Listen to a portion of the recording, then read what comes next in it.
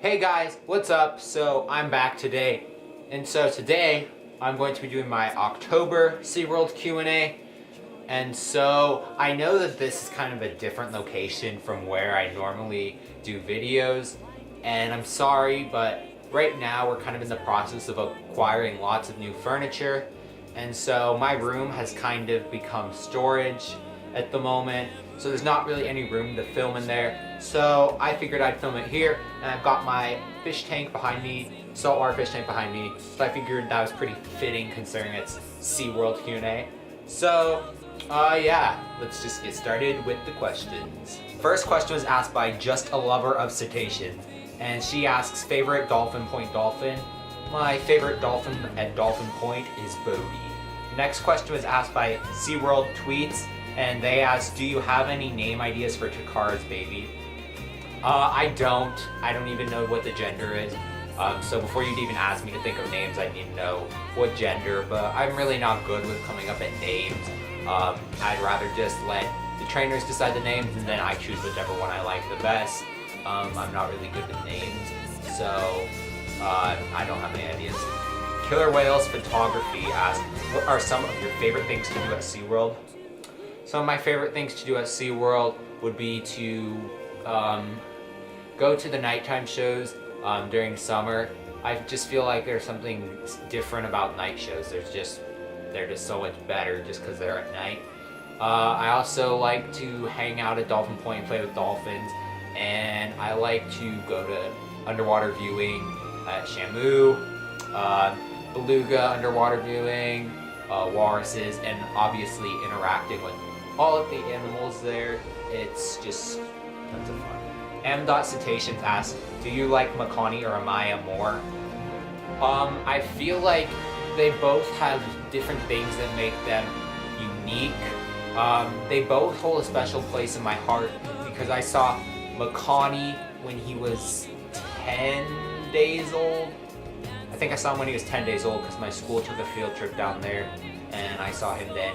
But then I also saw Amaya when she was only 4 days old, and that was on the first day that she could be seen by the public. But I would say personally, probably Amaya, just because she's a younger whale, she's much more playful, and so I've been able to interact with her more than I have Makani. But they're both still great whales, and I still love both of them with all my heart. M.Cetaceans also asked, do you think Kalia is a good mother? I think she's a very good mother, considering she was rather young when she gave birth to Amaya. You know, she did raise her right. She is still raising her. 1975 Maddie asks, favorite cetacean related Instagram accounts?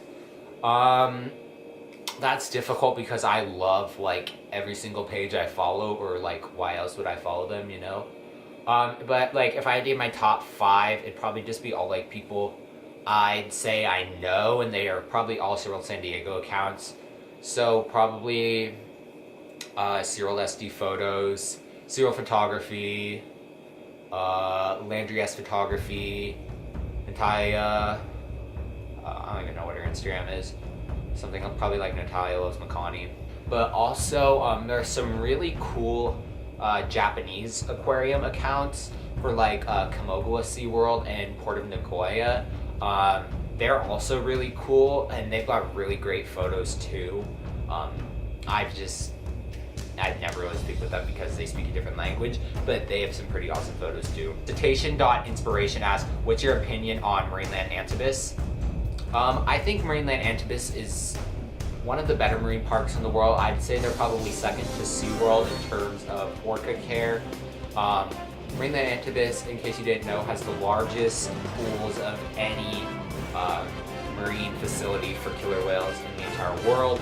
And so I think that that's pretty good, but I do know they have issues with water quality over there. So I'd say that maybe that needs to be improved. But I do think that they take overall good care of their animals. They haven't really had tons of whales. They've had a rather small collection compared to SeaWorld, but I do feel for them because they lost 2 killer whales in like, you know, just a stretch of a couple of months. last year when they had a big storm over there. So I definitely would say that they are, I think that they treat their animals well, but is there room for them to improve? Yes, but there always will be, and they're never going to be perfect regardless. But I do overall think that they're a good organization. Champion of the Wild asks opinions on the new stadium set to be built in 2017. So far from what I've seen, I think the new Shamu Stadium looks super cool. From the concept art they've given us, it does look really nice. But then again, I'm not gonna know what I think about it until it's actually built. I actually go and I sit there and I see it for myself. But from what I've seen so far, it looks pretty nice. SeaWorld.squad asks, what is your opinion on SWSA? So my opinion on SeaWorld San Antonio is the same as it is on all the other SeaWorld parks. I think it's a great park. They do great work, and it's, you know, they take great care of their animals. And I feel the same way about SeaWorld San Diego and SeaWorld Orlando. And I feel the exact same way about San Antonio. She also asked, who is your favorite whale at SeaWorld of Texas? My favorite whale at SeaWorld Texas is Sakari. SeaWorld Ben Photos asks, if you could bring back any SeaWorld show, what would it be and why?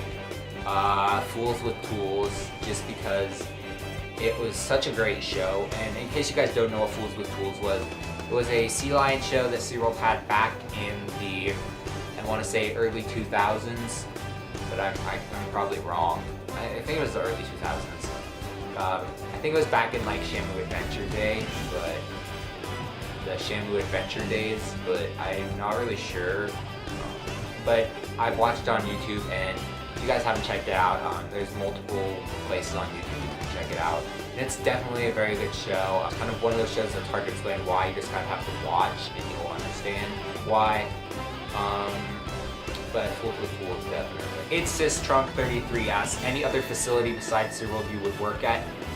Yes, I would love to work at really any facility that has animals. I love animals. Even if it weren't marine animals or mammals, which are kind of like my preference would be to work with kind of marine animals, I would still be totally fine working at like a zoo with land animals. I still love animals regardless, but like SeaWorld and marine facilities would be my preference because those are the types of animals I like.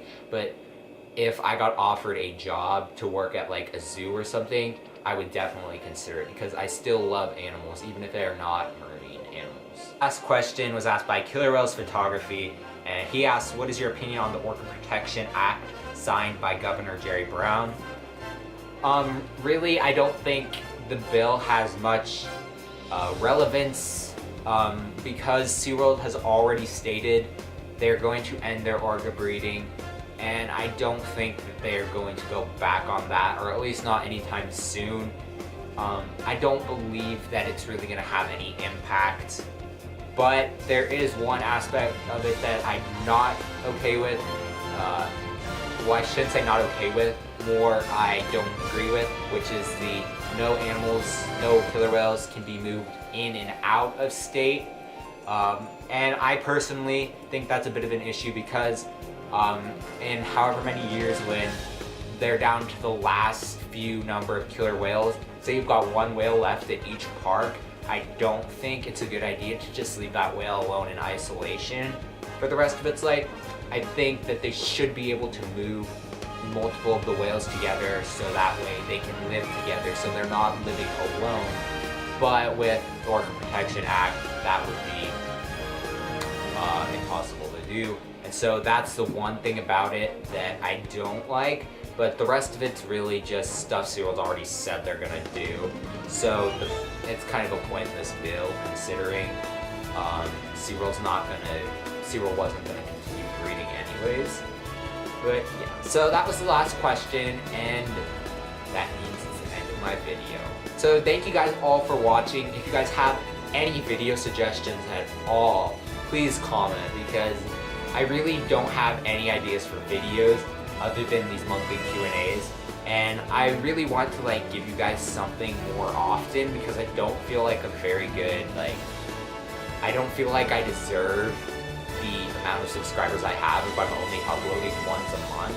So give me video ideas so that way I can just give you guys videos more often. Thank you guys all for watching. If you liked it, be sure to give it a thumbs up, and you can subscribe to my channel for more videos like this, and I will see you guys in my next video.